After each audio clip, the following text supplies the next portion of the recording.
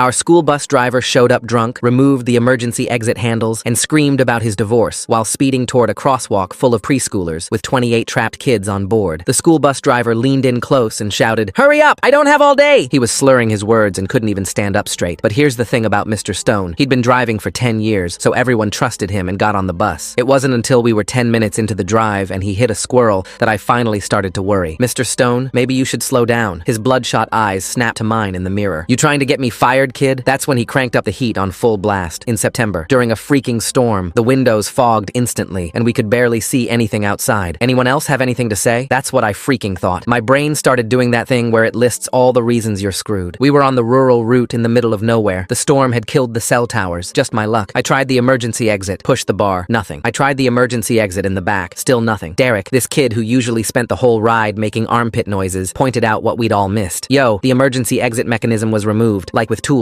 My heart dropped. We were trapped. Mr. Stone made sure of it. When we saw the first stop sign, every bone in my body was hoping he'd stop, but he didn't. He didn't even slow down, just blew right through it. Selena's little brother was supposed to get off there. "Please, Mr. Stone," I said, standing up despite the bus swaying. "Just pull over for a second. Let us off. We won't tell anyone." "Sit down!" He actually spit when he yelled. "You just lost your bus privileges. I know where you all live. I can get you suspended." In the suffocating heat and fear, kids started breaking down. My 6-year-old sister Isabella was crying her tiny eyes out. The kindergartner across from her had already wet himself. Everyone was frantically texting, but nothing would send. Just spinning wheels and message failed. Then Blake, the school bully who everyone hated, stood up next to me. "Dude, just stop the bus." Mr. Stone laughed. Not a normal laugh either. More like a cackle. "Oh, the tough guy wants to fight? What are you gonna do? Beat up an old man?" That's when Mr. Stone practically tried to kill us all. A car was coming toward us. He saw it. We all saw it. He locked eyes with me in the mirror and smiled. No way. No effing way. Before my mind could even process what was going on, he yanked the wheel right at them. "That'll teach him to honk at me!" Isabella shrieked. Kids slammed into windows. My ribs hit the seat hard. The entire bus was filled with the sound of kids crying and him babbling like a crackhead. 10 years. 10 whole years of taking care of our children. But what does my bitch wife care? She just wants my money. His knuckles were white on the wheel. Take my house. Take my kids. But I still show up. The speedometer needle kept climbing. 40, 45, 50. School zone signs blurred past. The ones with the blinking lights that said 25 miles per hour when children present. He pressed harder on the gas. "Mr. Stone, shut up! All of you, shut up!" We blew through the intersection. Cross traffic swerved, honking. He took a swig out of his mysterious drink wrapped in a brown paper bag. I knew this route by heart. In 2 miles, we'd hit the main intersection. The one by the elementary school. The one where Mrs. Anderson would be standing with her line of preschoolers. "Mr. Stone," Selena tried, voice shaking. "The crossing guard is coming up." "Good! Maybe this will teach people to finally respect what I do." That's when I saw them through the fog. Mrs. Anderson in her neon vest. A line of toddlers holding that rope thing, waiting to cross. Little backpacks bouncing. They had no idea a 2-ton missile was heading straight for them. Blake looked at me. I looked at him. We both looked at the red emergency lever above the driver's seat. The one they tell you never, ever touch unless someone's literally dying. Yeah, well, I dove for it. Mr. Stone saw me coming, tried to grab me, but Blake, big bully Blake, yanked him back. Hard. My hand closed around the lever, and I pulled with everything I had. Brakes screamed. We all flew forward. I cracked my head on something metal and tasted blood, but we stopped. 10 feet from the crosswalk. 10 feet from those tiny dinosaur backpacks. The doors hissed open. That's what the emergency lever does. Opens everything. Kids scrambled out. Mr. Stone grabbing at them, screaming about conspiracies and ungrateful brats. Blake filmed him stumbling around the empty bus, yelling at ghosts. Mr. Stone was still in his seat when the cops showed up, insisting we'd staged everything to get him fired. They found 3 empty bottles under his seat. Vodka. His blood alcohol was twice the legal limit. But here's the part that messed me up. What they told us a week later, after our parents finally let us ride the bus again. So here's what nobody told us until a week later. Our bus driver had been reported for drinking 3 times before he almost killed us. 3 different parents complained about smelling booze on him, and the district buried every single report. The cop who interviewed me let that slip. "You kids weren't the first to notice," he said, flipping through his notes. "Just the first ones he couldn't hide." I'm sitting in math class 2 days later when Caden Harmon leans over. "Yo, my dad drinks with Mr. Stone at Murphy's every Friday." He's whispering, but everyone can hear. Says the dude got divorce papers that morning, right before picking us up. My stomach drops. So we were just, what, collateral damage in his midlife crisis? The principal calls this big assembly the next morning. Mrs. Peterson stands at the podium with her fake concerned face. "Students, I want to address the incident. Mr. Stone had a medical episode." Blake stands up right in the middle of her speech. "Medical episode?" He pulls out his phone and cranks the volume. The whole auditorium fills with Mr. Stone's voice. "Take my house. Take my kids. But I still show up." Mrs. Peterson's face goes white. "Blake, sit down immediately." Nah. He keeps the video playing. You can hear kids crying, the engine roaring, him screaming about his wife. "This what you call a medical episode?" Teachers scramble toward him, but he's already sent it to half the school. By lunch, Shh, everyone's seen it. That night, Isabella wakes up screaming. Again. Third time this week. She's convinced the bus is coming through her bedroom wall. The yellow monster's here. It's gonna get the babies. There's no bus, Bella. You're safe. But she won't let go of me for 2 hours. Keeps asking if the crossing guards' preschoolers are okay. Are the dinosaur backpacks okay? Did they get away? They're fine. Everyone's fine. Promise? Promise. My parents are beyond pissed. Dad's on the phone all night with other parents. Mom's typing furiously on her laptop, documenting everything. They file a complaint with 12 other families. The emergency school board meeting is packed. The superintendent, Dr. Richards, stands there in his expensive suit, acting like we're being dramatic. This was an isolated incident. We're conducting a thorough review. Isolated? Someone's mom stands up. My daughter won't sleep. She's 8 years old and taking anxiety medication. We understand your concerns. No, you don't. Another parent. You weren't on that bus. Derek's mom, this total research nerd, raises her hand. I found something interesting in public records. She pulls out a folder. Complaint from 2 years ago. Parent reported Mr. Stone smelling like alcohol. Marked unsubstantiated by April Mendoza. The room erupts. Here's another one from last year. She keeps reading. And one from 2 months before our incident. Every single one mentions alcohol. Everyone dismissed by the same person. April Mendoza, the transportation supervisor, gets up. I investigated each complaint thoroughly. There was never evidence. You never asked me. Joey Tanaka, the bus mechanic, stands up in the back. 20 years I've been fixing those buses. You never once asked me to check for bottles. April's face goes red. That's not protocol. I found 3 bottles last month under his seat. Told you about it. You said to mind my own business. My dad pulls me aside after. Joey whispers something to him that makes Dad's jaw clench. Someone posts Blake's video online that night. By dinner, it has 40,000 views. The caption just says, "This is what the school district calls a medical episode." Next morning, there's news vans everywhere. Channel 7, Channel 4, even CNN. The district can't pretend nothing happened anymore. The superintendent goes on TV. I watch him lie with a straight face. We followed all protocols. The emergency exits were probably jammed by students. Blake texts me a close-up from his video. You can see tool marks where someone removed the handles. Clear as day. Sending this to the news, he writes. 3 kids from other routes come forward the next day. Sarah Chen's mom has dashcam footage of Mr. Stone running a red light with a full bus 2 weeks before our thing. Another kid says he swerved into oncoming traffic last month. We weren't special, Derek says at lunch. We were just the time he got caught. Isabella starts therapy but won't talk. She just draws. Picture after picture of a yellow monster with red eyes eating stick figures. The therapist tells Mom it's normal, but I see Mom crying in the kitchen looking at them. She used to draw rainbows, Mom whispers to Dad. Now it's just this. We all get letters from the district's lawyer, official letterhead, threatening language about spreading unverified information and potential legal consequences. Mom laughs. Actually laughs. They care more about getting sued than keeping kids safe. We should frame it, Dad says. Proof of what they really care about. Something feels off about how the district keeps mentioning protocols while 3 different parents reported Mr. Stone for drinking and nothing happened. Makes me wonder what their actual investigation process looks like when every single complaint gets marked unsubstantiated by the same person. I start writing everything down. Every conversation, every date, every lie they tell. Derek helps me make a timeline on his computer. We realize Mr. Stone had been getting worse all week. Monday, he missed 3 stops. Tuesday, he took a wrong turn and screamed at a kid who pointed it out. Wednesday, he was 20 minutes late. It was building up, Derek says, like a bomb. Meredith Thayer gets all the parents together at the library. She's a paralegal and knows how to request documents. We need evidence before they destroy it. I've already filed FOIA requests for all emails mentioning Mr. Stone from the last 3 years. Can they just ignore those? Someone asks. They can try, but I know judges who don't like it when districts hide things about child safety. Next board meeting, parents pack the room. Standing room only. When they try to go into private session, Meredith stands up. According to state law, section 15.268, discussions regarding student safety must be held in open session unless they involve specific medical records. She's reading from her phone. You can't hide this. Dr. Richards looks like he wants to strangle her. We're following legal counsel. Your legal counsel is wrong. I have the Attorney General's opinion right here. They stay in open session, but they don't say anything useful. Just bureaucratic word soup about procedures and investigations. The principal calls me into her office the next Monday. Then Blake, then Derek, then Sarah, one by one. I just want to make sure we have the story straight, she says when it's my turn. Sometimes when we're scared, we might misremember things. I remember everything perfectly. Are you sure? Because Mr. Stone says you kids were being disruptive. Maybe that's why he seemed agitated? He was drunk. That's a very serious accusation. It's not an accusation. It's a fact. 3 bottles of vodka. She leans forward. Sometimes what seems like one thing might actually be another. Maybe he was just having a bad day? Are you seriously trying to get me to change my story? I'm just making sure you remember correctly. Blake recorded his whole conversation. His dad, Bradley Kang, told him to record everything after that threat letter. Good thing too, because she basically tried to get him to say we were exaggerating. She kept saying, "Are you sure? And maybe you misunderstood," Blake tells us at lunch. Like 50 times. Then things get really interesting. Mr. Stone's ex-wife messages my mom on Facebook. I warned them, her message says. 6 months ago when I filed for divorce, I told April Mendoza he was drinking. I told her he was dangerous. She said without proof, they couldn't do anything. I said, what more proof do you need than a wife of 15 years telling you? No Nobody listened. Mom forwards it to Meredith immediately. Kate Woodard contacts our parent group next. She used to drive buses but quit last year. I reported Stone showing up drunk. April told me to shut up about it or I'd lose my job. I quit instead. I kept the emails. She forwards everything. Email after email. April threatening her job, telling her she's making waves, suggesting she might want to reconsider her employment. The district announces an internal review, but won't let any parents or students on the committee. For your own protection, they say. Protection from what? Dad asks at dinner. The truth? Isabella has a panic attack at school because she sees a yellow pencil. A pencil. The teacher calls Mom, and we spend the afternoon at the hospital getting her anxiety meds. She's 6, Mom keeps saying to the doctor. 6 years old and she needs anxiety medication. Trauma doesn't care about age, the doctor says. Half the kids stop coming to school. Their parents won't put them on buses anymore. My history class has 8 kids instead of 25. Teachers look exhausted trying to manage with empty classrooms and worried parents calling constantly. The state investigators show up 3 weeks later. Not the local guys who play golf with the superintendent. Actual state officials with badges and zero patience for BS. We need to speak with each student individually, the lead investigator tells our parents. No school officials present. They set up in the community center. When it's my turn, the woman across from me actually listens, writes down every word, asks follow-up questions that make sense. Did anyone check the emergency exits before that day? I don't know. We just trusted they worked. Who told you to stop talking about this? The principal suggested we might be misremembering things. She writes faster. I can't stop checking exits now. Movie theaters, restaurants, stores. First thing I do is locate every way out. Derek texts me one night. Dude, I counted exits at Walmart today. That normal? I do it too. I text back. The therapist Mom makes me see calls it hypervigilance. Says it's because of trauma. Whatever. I just know I'll never trust that exits work again without checking myself. April Mendoza announces her retirement 2 days after the state investigators leave. The district claims it's unrelated, but Joey texts my dad. She got a choice. Quit or get fired. Took the pension. Then someone leaks emails to Channel 7. The superintendent telling April to handle the situation quietly after the second complaint about Mr. Stone. He knew. The whole time, he knew. We need to get a lawyer, Meredith tells the parent group. Together, class action. 23 families chip in. The district's response? They cancel all field trips for the rest of the year. The official reason is unexpected legal expenses. They're punishing the kids for us speaking up, Mom says. Blake shows up to school wearing a homemade shirt. I survived bus 47. The principal suspends him for disrupting the learning environment. Bradley Kang is in the office within an hour. You're suspending my son for wearing a shirt about surviving attempted vehicular homicide while under your care? Blake's back in school 2 days later. Then things get weird. The Nguyens suddenly drop out of the lawsuit. No explanation. But their dad works for the city, and someone definitely threatened his job. Joey gets fired next. 20 years fixing buses, gone for performance issues that mysteriously appeared right after he agreed to testify about the tampered exits. They're picking us off, Dad says at dinner, making examples. He's right. Derek's parents make him stop talking about it after their insurance randomly doubles. His dad needs city contracts for his construction business. Can't afford to make enemies. 2 weeks later, Dad loses his warehouse job. Officially, it's downsizing, but the owner's brother sits on the school board. Dad was the loudest at those meetings. We'll be fine, he tells me, but I see him up at 3 a.m. applying for jobs online. Isabella gets worse, way worse. She stops eating because she's afraid she'll throw up like kids did on the bus. Won't sleep because of nightmares. Mom finds her hiding in the closet at 2 a.m., convinced she hears the bus coming. The hospital admits her for failure to thrive. That's what they call it when a kid stops functioning. The psychiatrist says she has PTSD, like actual PTSD that soldiers get. She's 6, Mom keeps saying. How does a 6-year-old have PTSD? Trauma doesn't discriminate by age, the doctor says. The district's lawyer deposes us kids next. 8 hours of questions. The same questions, over and over, trying to trip us up. You said the driver swerved. How many feet exactly? I don't know. I was trying not to die. But you can't give an exact measurement? Number. So you might be wrong about the swerving entirely? Bradley finally stops it. You're badgering minors. We're done here. That night, Blake texts our group chat. Made copies of everything before they tried to take our phones. 3 different clouds, plus my dad's firm server. They can't make evidence disappear. Smart. Because 2 days later, the district loses some complaints during a system upgrade. Then everything breaks wide open. Someone sends the FBIA package. Proof of kickbacks between the transportation department and the bus contractor. Suddenly, April's retirement makes perfect sense. Isabella finally talks in therapy. Mom tells me later what she said. I thought I was going to die and never see my brother again. Is the bad man coming back? The therapist has to explain that Mr. Stone is in jail, but Isabella doesn't believe it. Keeps asking for proof. Blake shows me his backup system one day. It's insane. Everything organized by date, cross-referenced, multiple copies. My dad says evidence wins cases, not feelings. The FBI finds years of fake safety inspections. Buses marked as passed with broken parts, all because the contractor was saving money. They were splitting the savings with April. The state files charges, criminal charges, against the superintendent, April, 2 board members. Mr. Stone gets 28 counts, 1 for each kid on the bus. We watch from our classroom window as cops walk the superintendent out in handcuffs. Someone starts clapping. Soon, everyone is. is. The investigation finds $32,000 in payments to April's husband's consulting company from the bus contractor. The whole transportation department was on the take. Mr. Stone's sentencing comes up. He takes a plea deal for 5 years. But at the hearing, he stands up and blames everyone else. His ex-wife for divorcing him, the district for not supporting him, even us kids for making a big deal out of nothing. You traumatized 28 children, the judge says. You betrayed the ultimate trust, the safety of children. I have to read a victim impact statement. My hands shake, but I get through it. You stole our ability to trust. Every yellow vehicle makes my sister cry. Every bus we see makes kids panic. You did that. Smart move making copies before they tried their phone grab. Nothing says we're totally innocent, like trying to delete evidence from kids who almost died on your watch. The district's insurance company forces them to settle. It's not about money. We just want them to admit what they did. Make them say out loud that they knew and did nothing. The case creates new state rules. Daily exit checks, mandatory random driver testing, and complaints go straight to outside investigators now. They call it Isabella's Law, after my sister, since she was the youngest victim. Isabella slowly gets better. Therapy twice a week, medication for anxiety, and a service dog named Biscuit, who knows when she's about to panic. She can ride in cars again, but won't go near buses. Probably never will. Blake and I are friends now. Weird how almost dying together changes things. The kid who used to steal my lunch money is now the person I trust most at school. The new transportation supervisor creates a safety monitor program. 2 kids on each bus get direct phone numbers to call if something's wrong. No going through the school first. Derek and I volunteer immediately. At Mr. Stone's final sentencing, the judge lets us speak. I tell him about Isabella's drawings, about kids who still can't sleep, about parents who quit jobs to drive their kids to school. These children were heroes, the judge says. They saved lives that day, and they've saved future lives by speaking up. 6 months pass. We're different, but surviving. More careful, less trusting, but we made it through together. First day of the new school year arrives. I walk Isabella to her new school. She flat out refuses to take the bus, and nobody blames her. You'll be okay? She asks me at the entrance. Yeah, Bella, I'll be okay. Promise you'll check the exits? Promise. She hugs me extra tight before running to her classroom. Our new bus driver meets us at the stop. Mrs. Chen shows us her clean driving record, demonstrates that all exits work, and points out the new panic button that calls 911 directly. I know trust has to be earned, she says. I'm going to earn it. Isabella waves from her classroom window as my bus pulls away. She's okay with me riding, even if she never will be herself. I sit in the same seat where it all happened. Not because I have to, but because I won't let fear win. But yeah, I check the exits. Keep Bradley's number saved. Trust has to be earned now, and that's just how it is. The news crews come back 3 months later for a Where Are They Now segment. The reporter sticks a mic in my face outside school. How has this experience changed you? We don't trust anymore, I tell her. That's the biggest change. She wants something more uplifting, but that's all I got. Mom shows me the district's new hiring paperwork that night. Background checks, drug testing, psychological evaluations. Too little, too late, she says, tossing it aside. Isabella's teacher calls a meeting. She won't participate in any activity involving transportation themes. No toy buses, no field trip discussions, nothing yellow. She's processing, Mom says. It's affecting her learning. We did a unit on community helpers, and she had a meltdown when we talked about bus drivers. The district offers free counseling for all bus 47 kids. Only 3 families take it. Everyone else found their own therapists because nobody trusts anything the district offers anymore. Blake's dad files a civil suit separate from the group. Criminal charges aren't enough, Bradley tells my parents. They need to pay damages. The discovery process uncovers more dirt. Turns out April's husband owned part of the bus contractor company. Conflict of interest they never disclosed. How deep does this go? Dad asks at dinner. All the way, Mom says. Derek finally texts me after weeks of silence. Parents are making me transfer schools. They think distance will help me forget. Will it? Doubt it. 2 board members resign to spend more time with family. The 3rd one lawyers up and stops showing up to meetings. The community demands recalls, but the process takes forever. Isabella asks me one night, why didn't the grown-ups protect us? They were supposed to, but they didn't. No, they didn't. She thinks about this. So we have to protect ourselves? Yeah, Bella, we do. The state sends monitors to observe our district for a year. They find problems in every department. Maintenance, food service, administration. The whole system was rotten. Blake starts a YouTube channel documenting everything, gets thousands of subscribers. The district tries to shut it down, but Bradley reminds them about free speech. They created an activist, Bradley tells my dad. Their worst nightmare. Joey Tanaka wins his wrongful termination suit. The judge orders the district to rehire him with back pay plus damages. He takes the money, but refuses the job. I'll never work for people who put kids at risk, he tells the news. The new superintendent they hire quits after 2 months. Can't handle the scrutiny, the protests, the constant investigations. The state has to appoint someone. Isabella's service dog Biscuit goes everywhere with her now. The school had to change their no pets policy. Some parents complain, but Mom shuts them down fast. Your kid's comfort is less important than my daughter's mental health, she tells one dad who whines about allergies. We find out Mr. Stone is getting out early for good behavior, 2 years instead of 5. The prosecutor calls it standard, but we know it's wrong. Good behavior in prison doesn't erase what he did to those kids. The judge who sentenced him tells the news. But she can't change the parole board's decision. Blake organizes a protest at the parole hearing. 50 people show up. The board doesn't care. Mr. Stone walks out smiling. He'll violate parole within 6 months, Bradley predicts. Guys like him always do. 3 weeks later, Mr. Stone gets arrested for DUI. Bradley was generous with his timeline. The district's insurance company drops them. They have to self-insure now, which means cutting programs. Art, music, sports, all gone to pay for liability coverage. You did this, some parent yells at Mom during a budget meeting. No, Mom says. The district did this when they let a drunk drive our kids. Isabella starts first grade at a private school. We can't afford it, but Mom says we'll figure it out. She carpools with 3 other families who also pulled their kids out. The state passes Isabella's law officially. Mandatory reporting directly to state officials, not district employees. Random drug testing for all drivers. Panic buttons on every bus. It shouldn't take almost killing kids to get basic safety, Meredith says at the signing ceremony. Derek's gone now. His family moved 2 towns over. He texts sometimes, but it's not the same. Trauma bonds are weird, intense, but hard to maintain when someone's not there. Blake and I eat lunch together every day. Other kids think it's weird, but we don't care. He shows me his latest video evidence of the district's screw-ups. Found maintenance records, he says. They haven't inspected the playground equipment in 3 years. You're gonna be a lawyer like your dad? Nah, investigative journalist. More fun. The FBI investigation expands. They find similar corruption in 6 other districts. Our case broke open something huge. April Mendoza flips and testifies against everyone to avoid prison. She's throwing everyone under the bus, Bradley tells us. Pun intended. Mom laughs for the first time in months. Isabella has good days and bad days. Good days, she's almost her old self. Bad days, she won't leave her room. The therapist says it's normal, that healing isn't linear. When will she be okay? I ask. Define okay, the therapist says. Like before. She'll never be like before, but she'll find her new normal. The district holds a healing ceremony on the anniversary. Nobody from Bus 47 shows up. They plant a tree and make speeches to empty chairs. Blake live streams it. Look at them pretending to care, he narrates. Where was this energy when we needed it? Kate Woodard becomes a whistleblower advocate. Travels around speaking about what happens when people try to report problems. She always mentions our bus. 28 kids almost died because I was too scared to push harder, she says. I'll never forgive myself for that. The superintendent and 2 board members take plea deals. Probation and fines, no jail time. The judge says there's not enough evidence for stronger charges. Not enough evidence? Dad throws the newspaper across the room. They have everything. They have money and lawyers, Mom says. We have truth. Guess which one wins? Isabella draws a new picture. Not a yellow monster this time. Kids standing together, holding hands, facing something dark outside the frame. What's this? I ask. Us being brave, she says. Are we winning? Not yet, but we're not alone. Progress, the therapist calls it. The new bus company starts service with drivers wearing body cameras. Parents can track buses on an app. Every exit gets tested daily with video proof. This should have been standard years ago, Meredith says. Blake's channel hits 100,000 subscribers. He posts weekly updates on the trials, the investigation, the district's attempts to cover things up. Comments pour in from around the country. Similar stories, covered up incidents, kids nobody believed. We started something, he tells me. Yeah, but at what cost? He looks at Isabella playing with Biscuit. Too high. The civil trial starts next month. Bradley says we have a strong case, but warns us it could take years. The district will delay, appeal, fight every step. They're hoping we'll give up, he explains. Will we? I ask Mom. Never. Isabella overhears us talking about the trial. Will I have to talk about the bus again? Maybe. I don't want to. You don't have to if you're not ready. She hugs Biscuit tighter. I'll never be ready. Mr. Stone violates parole again. Bar fight this time. Goes back to prison for the full sentence plus 2 years. What I find really interesting is how the new bus company uses body cameras and daily exit testing with video proof. Such smart safety steps that make me wonder why nobody thought of this before Isabella's law made it happen. Blake posts his mugshot with the caption, Karma. The state takes over our district completely, dissolves the board, fires half the administration. Parents have to drive to the state capitol for meetings now. Joey Tanaka starts his own bus company with a few other drivers who quit. Safe Passage Transit. Isabella sees their buses around town. They're blue, not yellow. Those are good buses, she tells me. No monsters drive those. Small victories. The documentary crew follows up 6 months later. They interview all of us separately. When they ask Isabella what she learned, she says something that breaks me. I learned that sometimes the people who are supposed to keep you safe are the most dangerous ones. She's 7 years old. Blake's evidence helps convict 3 more officials. The corruption went all the way to the county level. Contractors, inspectors, administrators, all taking kickbacks while kids rode death traps. How many other districts are like this? The documentary director asks. All of them, Blake says. They just haven't been caught yet. The film wins awards. Changes nothing. Isabella has a panic attack at her friend's birthday party because they rented a yellow bounce house. We leave early. Biscuit pressed against her side, her crying that the monster found her. It's just a color, the friend's mom says. Not to her, I snap. We don't get invited back. The trial drags on. Depositions, motions, delays. The district's lawyers try every trick. They subpoena Isabella's therapy records. Bradley fights it and wins, but it takes months. They're trying to break us financially, Dad says after another legal bill arrives. It's working, Mom admits. Blake organizes fundraisers, posts GoFundMe links. His followers donate thousands. Strangers who've never met us send money because they've been there too. Nobody should have to pay to get justice, one donor writes. Derek texts me that his new school is better. Says kids there don't know about the bus. He can pretend it never happened. Does that work? Number, but it's easier than everyone knowing. Isabella starts second grade, still won't ride buses. Probably never will, but she's learning to live with it. Biscuit helps, therapy helps, time sort of helps. Are you still scared? She asks me one night. Sometimes. Of buses? Of trusting the wrong people. She nods like she's 40, not 7. Me too. The district settles right before trial. Sealed amount. No admission of wrongdoing. Our lawyers say it's the best we'll get. They win again, Mom says. No, Bradley corrects. They survived. There's a difference. Isabella's law gets adopted by 12 states, then 20, then 35.